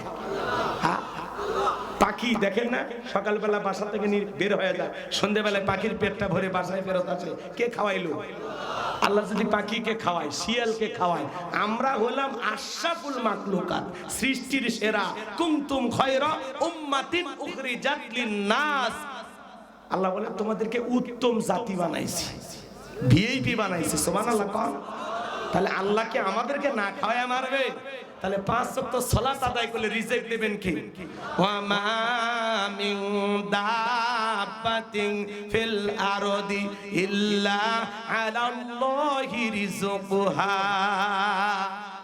সূরা হুদের ভিতরে আল্লাহ পাক জানিয়ে দিলেন এই পৃথিবীতে এমন কোন বিচরণশীল প্রাণী নাই যার রিজিকের ব্যবস্থা আমি আল্লাহ আসমান থেকে করি না ওই আটলান্টিক মহাসমুদ্রে ৩৩,০০০ ফিট গভীরতল পানি নিচে থাকা ছোট্ট একটা প্রাণী তার রিজিকের ব্যবস্থাও আমি আল্লাহ আসমান থেকে করি বলুন সুবহানাল্লাহ তাহলে এক নাম্বার নামাজের মতো আদায় করলে রিজিক দেবেন তিনি কে আর দুই নাম্বার ওয়া আমানাহুম মিন খাউফ সকল ভয় থেকে আল্লাহ নিরাপত্তা দেবেন সমাজে ভয় আছে না নাই মেয়েটা কলেজে গেল একা একা ফিরবে নাকি জামাই সাথী নিয়ে ফিরবে ভয় আছে না নাই মেয়েটা স্কুলে গেল ভালোভাবে ফিরবে নাকি লালসার শিকার হবে ভয় আছে না নাই আপনি বিকাশের দোকানদার 2 লক্ষ টাকা নিয়ে মহেশপুর থেকে পাকরাইলে আসবেন মনে মনে ভাবতেছেন আল্লাহ রাত 3টা বাজে 2 লাখ টাকা পকেটে আমি পাকরাই তাই না এই গ্রামে পর্যন্ত যাইতে পারবো নাকি ছিনতাইকারী কবলে পড়ে টাকা যান 2টা হারাবো ভয় আছে না নাই জোরে বলেন ভয় আছে না নাই এদেশে চুরির ভয় নাই ছিনতাইয়ের ভয় নাই স্বাধীনতার 54 বছর কেটে গেল আজ পর্যন্ত চুরি বন্ধ হলো না কথা বলেন না কেন এজন্য মনে রাখবেন বাজান মানুষের তৈরি করা তন্ত্র মন্ত্র দিয়া সমাজ পরিবর্তন করা যাবে না ডক্টর কামালের তৈরি করা সংবিধান দিয়া বাংলাদেশে শান্তি আসতে পারে না লেনিন কার্ল মার্কসের গণতন্ত্র দিয়া শান্তি আসতে পারে না লন্ডন আমেরিকার পানি পড়া ভারতের পানি পড়া এটা দিয়া সমাজ পরিবর্তন হবে না এই সমাজে যদি পরিবর্তন আনতে চান আল্লাহর কোরআনের আইন দিয়া সরের বিচার করা লাগবে আজ থেকে ১৫০০ বছর আগে আল্লাহ আইন দিয়েছেন ওয়াসারিকু ওয়াসারিকাতু ফাকতউ আইদিয়াহুমা জাযাআম বিমা কাসাবা নাকালাম মিনাল্লাহ সূরা মাইদার 38 নম্বর আয়াতে আল্লাহ আইন দিয়েছেন, চোর পুরুষ হোক আর নারী হোক, আল্লাহর বিধান, আল্লাহর ফয়সালা। অপরাধ যদি প্রমাণিত হয়, চোরের হাত কেটে দাও। একটা চোরের হাত কেটে সোশ্যাল মিডিয়ার মাধ্যমে ফলাও করে যদি প্রচার করা হতো, প্রত্যেকটা স্যাটেলাইট টেলিভিশনে 2-3 ঘন্টা পরে ব্রেকিং নিউজ যদি দেখানো হতো, বাংলাদেশের সমস্ত চোরেরা তওবা করে আল্লাহর ওলি হয়ে যেত। কিন্তু কে শোনে কার কথা? আজও গেল না মনের ব্যথা। এখন উচিত কথা যদি কই, পিঠের উপর দিয়া যাবি মই। এই আনন্দে কিছু লোক কিনা খাবে বগুড়ার স্পেশাল দই। যত দোষ নন্দ ঘোষ, সত্যটা বললে দোষ, করলে অন্যায়ের প্রতিবাদ, নামটা হবে তোমার মৌলবাদ, নামটা হবে তোমার জঙ্গিবাদ। কথা বলেন, নেতা আল্লাহর আইন কেন চালু করে না? কারণ নেতা জানে এই হাত দিয়ে যে পরিমাণে দুর্নীতি করেছি, দেশের টাকা বিদেশে পাচার করেছি, প্রথম হাত নেতার টাকাটা যাবে। পানি উপর থেকে নিচে করায়। বাড়ির মালিক কয় আমার পিয়ন 400 কোটি টাকার মালিক। এখন ম্যাডামের নামে 832 ভরি স্বর্ণ অগ্রহণী ব্যাংকের লকারে পাওয়া গেল। খালি স্বর্ণই যদি এত হয়, টাকা কত? আর সে টাকা গেল কোথায়? কথা কর না কে? কলজে ফেটে যায়, কলজে ফেটে যায়। দুর্নীতি করে দেশের টাকা বিদেশে পাচার করেছে। 11 লক্ষ কোটি টাকা দুর্নীতি করে বিদেশে পাচার করা হয়েছে। বেগম পারানো বানা হয়েছে। এক এক এমপি মন্ত্রী হাজার হাজার বিঘা জমি জোর করে দখল করছে। আজকে গাড়ি বাড়ি পড়ে আছে, এমপি মন্ত্রী নাই, সব ফেলে গেছে। কথা বলেন। এখন মাঝে মাঝে পলক আসে আর ঝলক মারে আর জাতীয় সঙ্গীত গায়। আদালতে হাজিরে দিবে যায় কি গায়? জাতীয় সঙ্গীত। একলা একলা। কথা কন নাকি আপনারা? ঠাকুর দিকে আর যাবো না, অনেক কষ্ট হচ্ছে আপনাদের না? খুব ব্যথা লাগে মাঝে মাঝে। হক কথা তো ব্যথা লাগতেই পারে, কিন্তু ইহাতি তো হইলে পরে মিঠা লাগবে। কথা কি বুঝতে পেরেছেন? তাহলে নেতা আল্লাহর আইন কেন চালু করে না? তাহলে নেতার দুর্নীতি করা হবে। আরে ভাই, গ্রাম অঞ্চলে একটা কথা শোনেন নাই? সরিষাই ভূত, সরিষাই ভূত। কথা সরিষাই কি ভূত? যারে দিয়ে আল্লাহর আইন চালু করাবেন, উনি নিজেই যে মনে মনে ভাবছে যে 5 বছরে কিছু করব, দুর্নীতি করব, আছে না? 12টা প্রধানমন্ত্রী আপনারা পাইছেন এই 54 বছরে। কয়টা? 12টা প্রধানমন্ত্রী, সব মুসলমান। একজনও বাংলাদেশে এই 54 বছরে নামাজের ন্যূনতম বিল বাংলার পার্লামেন্টে পাস করে না। কথা বলে ঠিক কিনা? এজন্য পরিষ্কার কথা বলে দিতে চাই, 54 বছরে সবকিছু দেখা শেষ। আগামীতে ইসলামের বাংলাদেশ, এই 56,000 ভূখণ্ডে যদি শান্তি প্রতিষ্ঠিত করতে চান, কোরআন নামের সংবিধান দিয়া বাংলার পার্লামেন্ট চলতে হবে। কারা কারা চান হাত তুলে দেখান।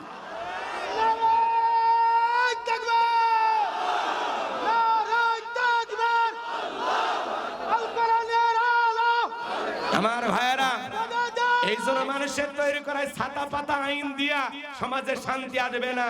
সমাজে কোন আইনে শান্তি আসবে? আল্লাহ 1500 বছর আগে বলেছে। ওরা বলে এগুলো ব্যাকডেট। এই বেটা, ব্যাকডেট না আপডেট, একবার খালি টেস্ট করে দেখ। ওরা জানে টেস্ট করলে আমাদের দুর্নীতি করা হবে না, বোতল খাওয়া হবে না, মহিলা না ফুর্তি করা হবে না, নাইট ক্লাবে ঢলাঢলি করা হবে না, পরিমণির সাথে নায়িকাদের সাথে একটু কোলাকুলি করা হবে না। এক এক এমপি মন্ত্রী নায়িকে মাথা না বুলে দিলে বলে ঘুমিয়ে হতো না। এ গোপন তত্ত্ব ফাঁস শোনেননি? পাপিয়ে কি কইছিল? বহুত নেটার ভিডিও আমার কাছে আছে। পাপিয়ে তো আর পাওয়াই যাচ্ছে না। হ্যাঁ, ও বলতো আমার মোবাইলে বহুত এমপি মন্ত্রীর গোপন ভিডিও আছে। গোপন ভিডিও মানে বোঝেন না, খুলে কলে কষ্ট হচ্ছে নাকি আপনাদের? এই জন্য বাজার মন খারাপ জানে কইরেন না। সমাজ যদি শান্তি প্রতিষ্ঠিত করতে চান, এই মোজ দেখে আর ঘুরি দেখে নেতা নির্বাচিত করলে হবে না। সৎযোগ্য নির্ভীক আল্লাহওয়ালাদেরকে সমাজের নেতা বানাইতে হবে। আর যদি চা বিড়ি খায় স্লোগান দেন, বল্টু ভাইয়ের চরিত্র ফুলের মতো পবিত্র, নামাজ পড়া করতো, গাঁজা খাই 5 ওয়াক্ত, ঘুমশ্রীতে পাকা ভক্ত, শয়তানের 1 নাম্বার ভক্ত, হুজুর যেজন খুবই শক্ত, সুশা খাই গরিবের রক্ত।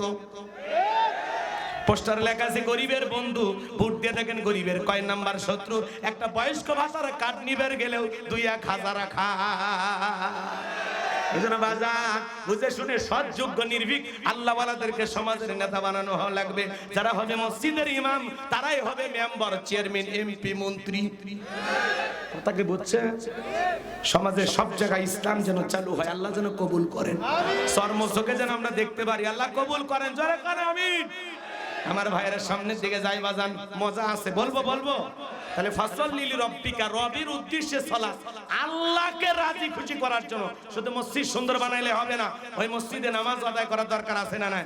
বাংলাদেশে জুমার নামাজের জন্য মসজিদ ভাঙে 2 তালা 3 তালা করা হয়, আর ফজরের নামাজের সময় এক কাতার মুসল্লি পাওয়া যায় না। এমন মসজিদ আছে মুয়াজ্জিন একাই আযান দিয়ে একাই নামাজ পড়ে, একটা দুলা ভাইও আসে না। অথচ জুমার দিনে মসজিদে জায়গা হয় না, টাইসে যা ধুলে বাজে হয়তো বেতনটা হালাল করে না, টাইসে ধুলে। 3000 টাকা বেতন দিয়ে আর কি করবি? কয়বার ঝাড়ু দিবি মসজিদ? বেটা, আল্লাহর ঘরের টাইসে ময়লা আসে, তুই নিজে পরিষ্কার কর, আল্লাহ তোর অন্তরে ময়লা দূর করে দিবে। কথা কোন ঠিক কি না? মসজিদ কার ঘর? দে বেটা ঝাড়ু দে, মনের অহংকার দূর হয়ে যাবে। কথা কয় না। মন খারাপ করবেন না। 7 দিন পরে জুমার নামাজ পড়ে যারা লাইফ সাপোর্টে বেঁচে থাকা মুসলমান, তারা এই ঈমান যখন তখন চলে যেতে পারে। এ কথা বলেন আপনারা।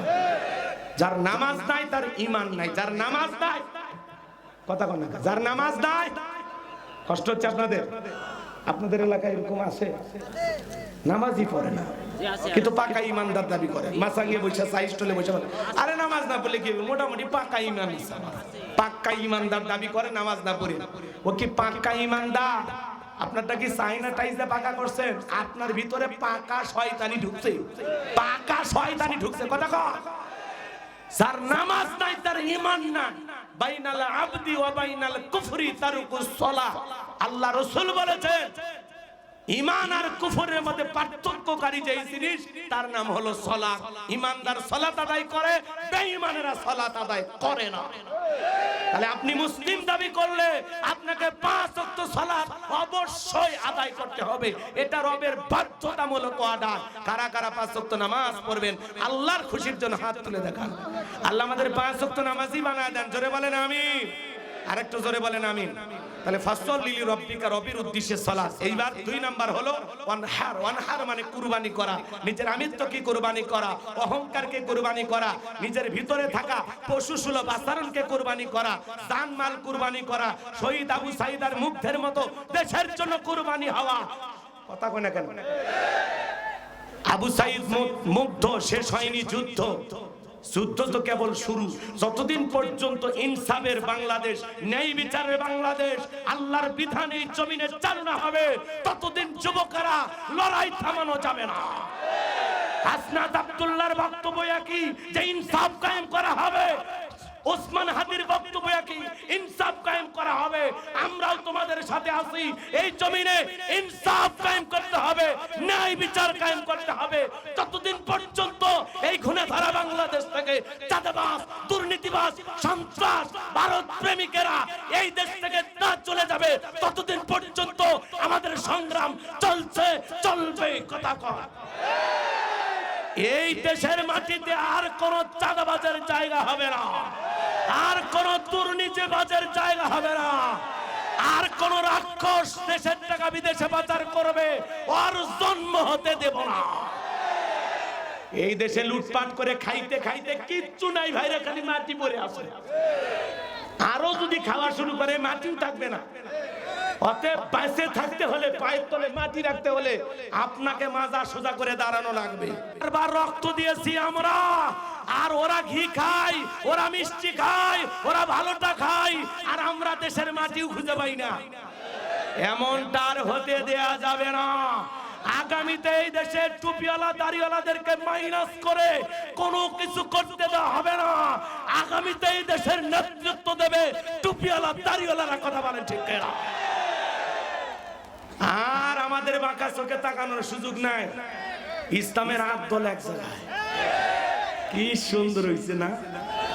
আরে একটা আসনও না পাই, এক জায়গায় যে হয়েছে, এটা দেখে তো দিল বসি।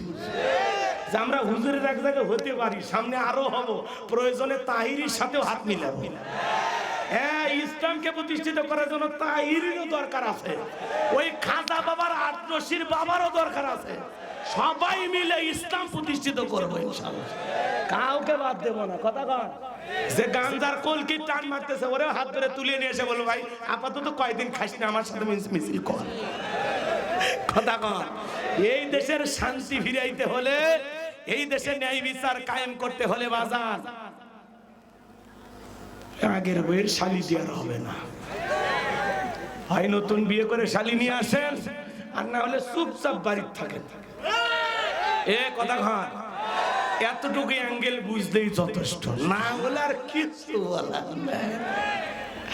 আগের বইয়ের শালি দরকার নাই, কথা কয় না, বুঝছেন? কি নতুন দরকার, যা হবে সামনে কি আল্লাহ কবুল করেন। ও আল্লাহ হিরায় দিও না, আল্লাহ কবুল করেন। জোরে কোন আমিন। আপনাদের সিদ্ধান্ত সমাজকে পরিবর্তন করতে পারে। একদিনও